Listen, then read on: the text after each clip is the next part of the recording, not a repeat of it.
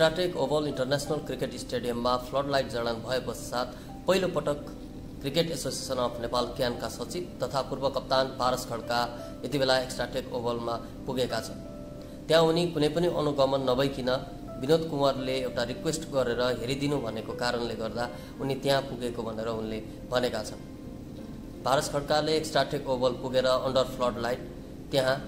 हेरेका छन् र त्यहाँ हेरेर उनले अलिकति स्याडो बढी भएको हो कि भन्ने कुराहरू पनि गरेका छन् र यो स्याडो अलिकति बढी हुनुमा पोलको हाइटले हो या कुनै पनि ब्राइटनेस कम्ती भएको कारणले गर्दा हो या के कारणले गर्दा हो भनेर त्यहाँका प्राविधिकहरूसँग पनि छलफल गरेका छन् र यस विषयमा जब एक्स्ट्राटेक ओभल इन्टरनेसनल क्रिकेट स्टेडियमले आफ्ना आधिकारिक डिटेल्सहरू यस फ्लडलाइटको बारेमा, लाइटको बारेमा, पोलको हाइटहरूको बारेमा क्यानलाई पठाउँछ, स्याडोहरू के कति कारणले आइरहेको छ या यस्तै नै हो भन्ने कुरा चाहिँ आफूलाई पनि त्यति साह्रो जानकारी नभएको, किनभने नेपालमा अहिलेसम्म पहिलो फ्लडलाइट अन्डर फ्लडलाइट स्टेडियम बनेको र यस विषयमा आफूले पनि त्यति धेरै फ्लडलाइट अन्डर गेमहरू नखेलेको कारणले गर्दा त्यो विषयमा त्यति धेरै जानकारी नभएको कारणले गर्दाखेरि जब एक्स्ट्राटेक ओभल इन्टरनेसनल क्रिकेट स्टेडियमले आफ्नो सम्पूर्ण यस फ्लडलाइटलाई लिएर जानकारी पठाउँछ क्यानलाई, त्यस पश्चात क्यानले इन्टरनेसनल ग्राउन्डका बोर्डहरूसँग छलफल गर्ने, लाइटको प्लेसमेन्टहरू, ब्राइटनेसहरू, यसै गरी पोलको हाइटहरू साइन्टिफिक रूपमा ठिक छन् छैन हेर्ने र त्यसमा के परिवर्तन गर्न सकिन्छ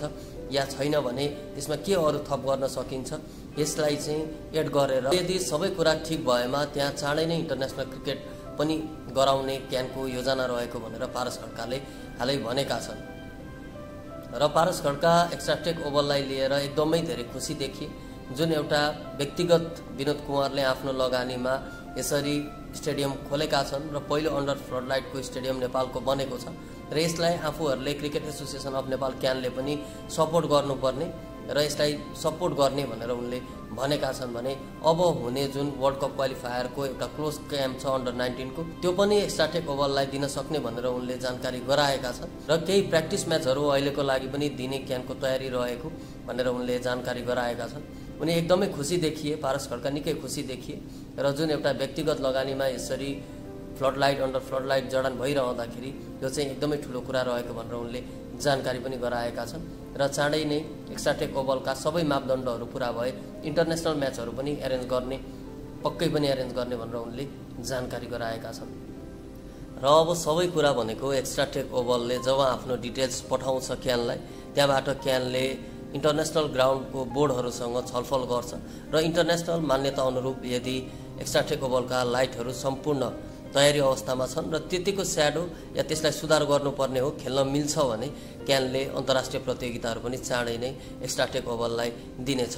तपाईहरु एक्स्ट्राटेक ओभलमा अन्डर फ्लडलाइट कुन प्रतियोगिता हेर्न चाहनुहुन्छ आफ्नो प्रतिक्रिया राख्न नभुल्नुहोला।